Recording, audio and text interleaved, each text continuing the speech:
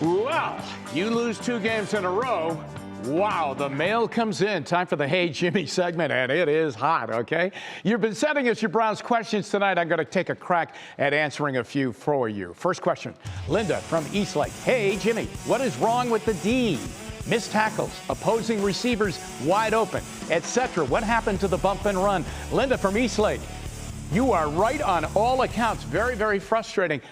You know, I don't know what it is. They spent a ton of money on that defense, getting free agents. They spent a lot of high draft choices to come in and play. They need them to get this thing together, and they need to do it tomorrow night. All this phony baloney about communication problem, I mean, that has to be solved, okay? So there is just nothing that is acceptable about the way that defense has played. It is too talented. It is too expensive, and it is too needed starting tomorrow night for them to be able to hand in the kind of performances they have the last 2 games. Great question.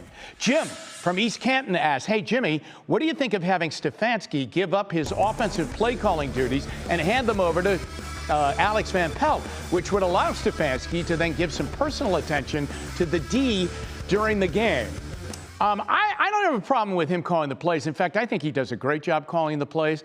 And I think he really takes pressure off the players when he keeps coming out and saying, I got to give him a better play. You know, and he does that. And I give him a lot of credit for that. Here's the problem.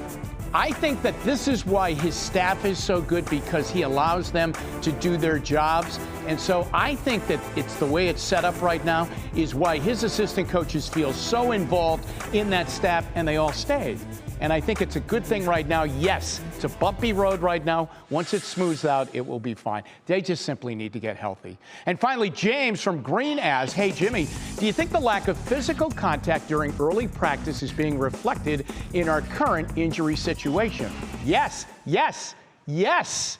Not only here, but all around the NFL. I mean, take a look at the injury list all around the NFL. The fact of the matter is, you have to be ready to play at game speed. And with the way they're doing it right now, and the lack of practice time, and the lack of contact in practice when they're actually out on the field, and the limited amount of practice time they can have in sessions, and the amount of padded practices they can have, there's no way they can be ready for the start of game time, game speed, and that is absolutely necessary. So yes, it's hit us here, and it's hit us across the NFL, and I'll tell you what, it's robbing the NFL of seeing its star players, because a lot of them are spending time on the injury list. Great questions, everybody.